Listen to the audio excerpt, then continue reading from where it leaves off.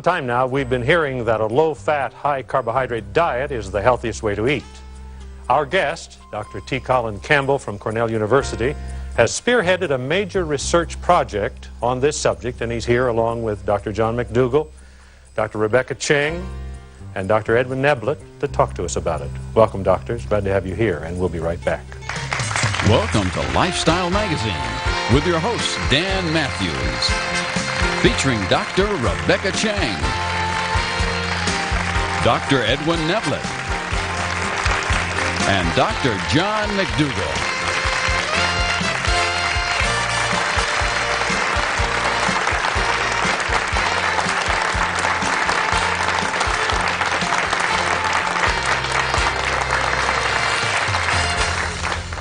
Dr. Campbell, we're glad to have you here. I've heard your research project referred to, I think, as the China study. Why China? Well, basically in China, they discovered back in the 1970s that for several different kinds of diseases, particularly the cancers is a local disease in the country. That is to say, for each of a dozen or so different cancers, it only tends to occur in certain parts of the country, not in others, unlike here. And so you can go to certain villages, certain provinces, certain areas in the country, certain counties, and you see a lot of breast cancer here and none here. A lot of liver cancer there, none here. And that kind of thing. So since cancer is a local disease, obviously, and since the people tend to live in the same regions all their lifetimes, and they eat their own locally produced food, same food year in and year out, it was obviously a good place to go and have a look. What's so unique about these areas is causing them to get this kind of cancer or that kind of cancer, and so that was a primary motivation. Now, your study is the correlation between the diet and the diseases. What were you expecting to find? Well, I had a particular interest in the question concerning diet, as you indicated, and cancer, because I was one of the authors of the National Academy of Science study on diet and cancer back in 1982, when we wrestled with this question concerning what was the relationship, if you will, and trying to interpret the data. And we did, in fact, make that statement that low-fat diets were preferable as far as reducing cancer risk was concerned. But one of the troubling things about that investigation was we tended to look at individual nutrients. We looked at fat, we looked at vitamin C, we looked at a little bit of vitamin E and this kind of thing. And so the story was rather simple. And so what I was more interested in was really the question concerning the more holistic, total effect of diet, not just on cancer or not just on breast cancer, but all the cancers and all the diseases if we could. And we wanted to do it in a population that was accustomed to that kind of diet.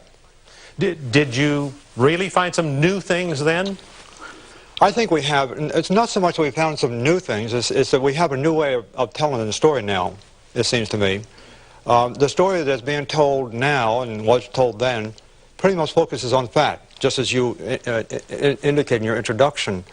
I have a trouble with that, actually. Rather than focusing just on fat and taking the fat out of the diet to some particular level, it turns out now, and we can see this in the China study because we're looking at a whole host of different kinds of nutritional factors. Rather than just taking the fat out of the diet, it looks like that we really need to move all the way, or as far as we can get, to basically to a diet that's totally made up of plant materials, that not only reduces the fat intake, but changes a whole host of other nutrients as well. Fiber intake and carbohydrate intake, of course, and vitamin C, vitamin E, all these different various nutrients. Now you've told us that you're doing the research in China because of the localization of the population. Right. Is there a correlation between that kind of localization and the mobility that we have in most of the Western world? Basically, in this country, we move all over the country. That's what I mean. We eat food from all over the country.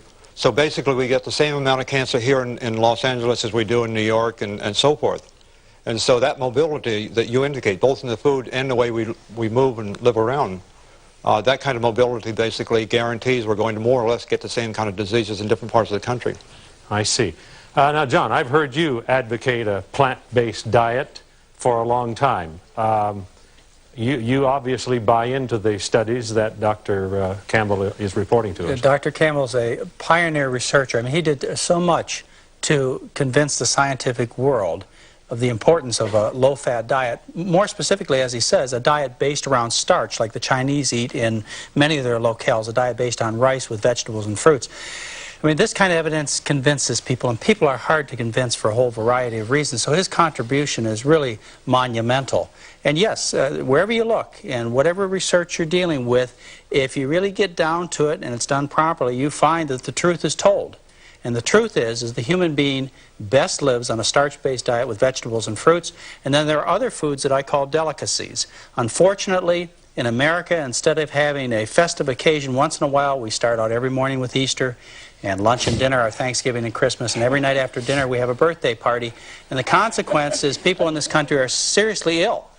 We need to return to the kind of diet that the simple diets that Dr. Campbell studied in China. Dr. Campbell, I'd expect John McDougall to buy into this. Do you find general acceptance among a wider segment of society, even the medical profession, to what you're providing? Well, I'd like to answer that question in two different categories. As far as individuals are concerned, yes, there is an increasing acceptance on the one hand, but on the other hand, the institutions, the agencies that fund research, the institutions that are involved in marketing of foods, commercializing various and sundry services, those institutions, on the other hand, tend to be a little bit more resistant, reluctant to accept this information, more interested in defending the status quo, if you will. Well, we want to talk... can you hold your question, Becky? And we'll come back right after this break and talk some more about this topic.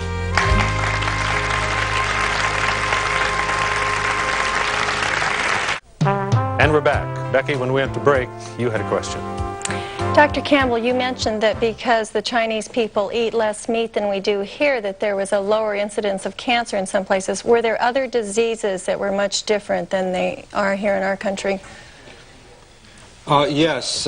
In China, particularly in the rural areas of the country, in the poorer areas in particular, diseases like pneumonia, tuberculosis, the kind of things that we used to die of in the West in the 19th century, they're quite prevalent in the country for different reasons, incidentally, other than nutrition, perhaps because of poor public health facilities or that sort of thing. But meat, when you say meat, incidentally, that's rather narrowly defined in just, let's say, in terms of beef, if you will.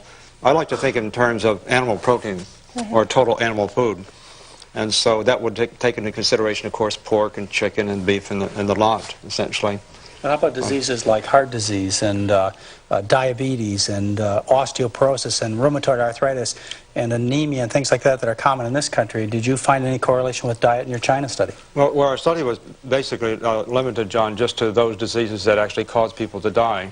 So we were looking at mortality rates, in which case we didn't look at things like osteoporosis and that sort of thing. But heart disease is much lower, of course, in China than here. It's almost non-existent in certain areas of the country. Did you look at obesity? I mean, yes, we actually, interestingly, on the obesity question, it turns out that the Chinese actually consume more energy, more calories than we do here. About 30% more calories than we do after you take into consideration body weight, which is rather remarkable because a lot of people in this country would have thought that they actually consume less, if you will. They actually consume more calories, about 30% more calories, and have less overweight problems. And of course, less cancer, less heart disease, which kind of throws a monkey wrench into the whole idea about calories and cancer. Well, Dr. Campbell, why would you just have pockets of breast cancer that you said earlier and pockets of colon cancer? Why did the study show that? Well, the pockets of breast cancer primarily occurred in regions where they consume meat, in the northern part of the country. And the areas where they tended to where liver cancer tended to occur was in and around the cities where, in fact, there's a little more meat, a little more chicken and poultry and animal foods, if you will. Each of these different kind of cancers, they have some specific causes. Like liver cancer has hepatitis B virus, and stomach cancer has the best hypothesis is that it's possibly spoiled food or not properly refrigerated food. So each of these cancers, if you will, have some specific causes, but they all have the same general causes, sort of the same foundation. And that same foundation is basically a diet that is rich in fat, rich in animal foods, low in fiber, that kind of thing. So that's the way the disease process basically works. I mean, Dr. Campbell, is the study still going on? Yes, it is. Well, we actually surveyed again in China and Taiwan the second time around. I did a larger survey than we did before, and we don't yet have the data all organized like we did in the last survey. But the new batch of numbers and the old batch that we're still continuing to interpret, that amount of data is really going to be quite substantial, and we're going to have a lot of opportunity to continue to look at them. How did your findings affect your own eating habits, or did they? Well, my eating habits have more or less changed some years before when I read John McDougall's book. No, actually it started a little bit before John's book, but we have more or less changed for the last 15, 16, 17 years. Are you what we call a vegan? Not a total vegan, but very close to it. I mean, I don't do it religiously. Dr. Campbell, you know, in our society, we have respectable organizations like the American Cancer Society recommending we cut our fat intake from 40% to 30%. Did you find in your China study that that was the threshold for breast cancer? If you got under 4% or 30% fat, that you were immune from breast cancer according to the work that you did? No, actually in China, John, there's almost no one that actually consumes fat at the level that we do here. And yet they had breast cancer, so they would be the highest? Basically, there's one area in the country, and they actually consume fat at 44% of calories, which is quite high, of course. And they're the area that had the highest breast cancer rates. But in China, the fat intake ranges between a low of 6% of calories on average in one county to a high of 24%, which is, of course, much lower than here. And so within that range, from 24 down to 6, we actually saw a decline in breast cancer rates. So there's no threshold. There's no safe threshold. And these recommendations we're getting to eat 30% of our calories are fat are higher than your population that got the breast cancer, and so it's utter nonsense. Right, basically. Dr. Campbell, what's the greatest challenge to your study continuing now? Funding. But look at your findings. Aren't there organizations grateful and willing to make investments in this? Oh, sure, there are organizations, but on the other hand, the key organizations that are involved in giving funds for scientific research rather like to see research is done on very definite things, very definite hypotheses, and possibly even to discover yet another magic pill, if you will, to treat disease. And so as far as funding is concerned for this kind of research, that is basically research having to do with prevention of disease, it's difficult to get that kind of money unless it's highly targeted to the possibility that we might come up with a little pill to prevent us from getting a disease. If we have that kind of idea, we can get the money. If we have more general ideas about, you know, just live this kind of lifestyle and do the necessary research in its myriad ways of showing that to be true, that kind of money is not easy to come by. Dr. Campbell. We've learned that before. We'll be back in just a moment, right after this break.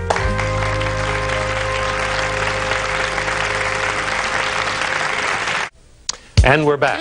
Neb?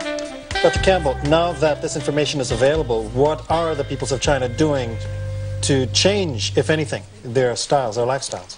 Well, I'm really pleased, in a sense, with the way the Chinese are basically handling this information. In the beginning, they tended to want to do things like we did, if you will. As they start getting money and advance their industrialization, if you will, they tended to want to do everything that's Western.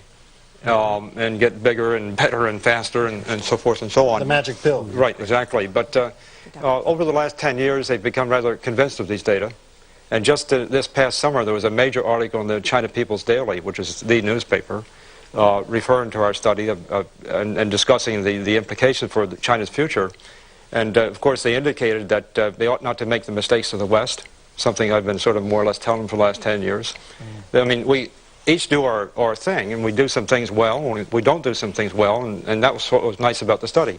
We can learn from each other, in a sense, and so I think they are, in fact, learning the kind of things, looking at their own situation, looking at our situation, and come up with the best answer, and so I'm really pleased with the way they're responding. Dr. Campbell, question right here. Do you recommend holistic supplements such as wheatgrass and liquid chlorophyll? I'm not too excited about that sort of thing. I think if you eat right, basically, and by that I mean a diet that is low in fat, with essentially little or no added fat, and a diet that is made up of a variety of good quality plant foods, that is really the best medicine, if you will, to prevent disease. And it's clear that on occasion there might be individuals who might need special supplements, I suppose, if that's what you're referring to, if it's indicated, but not generally. Right here. My question is very similar. Many doctors say that additional vitamins are healthy for you. Some doctors just say you don't need any vitamins if you eat properly. Now, that's a hard decision to make. What do you suggest? Well, for the vast number of people in this country who don't eat properly, quite frankly, they are on occasion deficient in certain kinds of vitamins, namely the ones that are present in plants. And so the question really is, do we take the pill to get those vitamins, or should we eat the plants? Well, I would argue that we should take the plants, because the plants not only contain those vitamins that we need, but also contain a vast array, hundreds, thousands, maybe millions of other so-called micronutrients or antioxidant nutrients in particular that are going to help us. And so you see, I mean, the way I see it is if you look at the biology of this thing and the chemical composition of these foods, I mean, there's such an enormous variety of materials that are present there. And it's a bit arrogant for science and medicine, if you will, to reach into that bag and pull out just one or two things, put it in a little pill, tell us to take it in order to solve all our problems. Because that's not the way nature meant it, and that's not the way nature works. So that's why I fall back on the notion that eating a variety of lots of different kinds of plants takes care of all of those things simultaneously. Right here, doctor. Yes, I'd like to know what would the cost be towards a plant-based diet in comparison with our everyday American diet? You mean the societal cost and the total resources that are involved in that kind of cost? Yes. It's really quite enormous. It's been known for some years that to produce a pound of protein on a hoof of an animal, to eat it that way, costs at least 10 times as much, if not more, than it does to eat that pound of protein straight off by just consuming it in the form of the plant. In other words, to take the protein in the plant, put it through the cow, and eat it that way, cost about 10 times as much, according to the dollars and cents figure. But then and again, in addition to that, there's other kinds of costs too we have to be concerned about these days, as we well know. Environmental factors obviously are important, or the effect on the environment, I should say. And so it's hard to calculate the cost, but it certainly is far more by eating the way we do than to eat low on the food chain. Right here, doctor. What I would like to know is, what is the most significant finding that can contribute to our better health that you've discovered as a result of the China study? Well, I've already alluded to it, I guess, and basically, to say it again, it's a diet that is basically all plants, low in fat. I'd like to know if Mocha Mix is a good substitute for milk. It's supposedly non-dairy. I don't know that product, quite frankly. I could answer that. Okay, John. Mocha Mix is very high in fat, and it's vegetable fats, and you're just trading one set of problems for another. It's nothing I would recommend to people. Here, doctors. You've taken our meat away, our milk away, our cheeses. You're asking us to go to a plant and fruit substitute, but we've been headed off at the past because they have been sprayed with all kinds of stuff. What do we eat? Bagels? Hey, that's what we're all wanting to know, doctors. Give it to us. You know, I'd like to take a stab at that. Yeah. Your pesticides and herbicides certainly is nothing you want to consume, but you have to understand that as you eat higher on the food chain, you magnify. There's something called biomagnification. You increase the concentration of these pesticides as they are eaten by the cow. They're concentrated in the cow's fat, and then as you eat them, they're concentrated even further. So to eat the least amount of pesticides and herbicides, you eat the plants. It all comes down to the same thing. And as far as what you eat, this is the tastiest food there is, the most colorful, interesting food there is. You just have to get a little bit used to it and think of some of the things you like already that fit this meal plan, like oatmeal for breakfast, hash brown potatoes cooked without grease, waffles and pancakes. For lunch, you have all kinds of interesting soups and vegetable sandwiches. For dinner, you have spaghetti and marinara sauce, chili beans and rice, bean burritos. There's, you know, just an unlimited variety of food. It just takes a little exposure. You give up nothing but bad health. John, you're making our salivary glands work here. We want to talk a little bit more about this when we come back.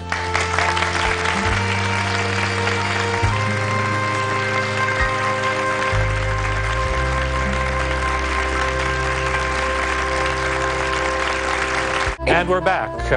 Doctors, you're giving us some very, very challenging things to think about. The people have felt like they're totally deprived. Dr. Ching, Dr. Neblett, either or both of you, as primary care physicians, how do you respond to this in the light of your work with your patients? Well, I appreciate that comment that that lady had.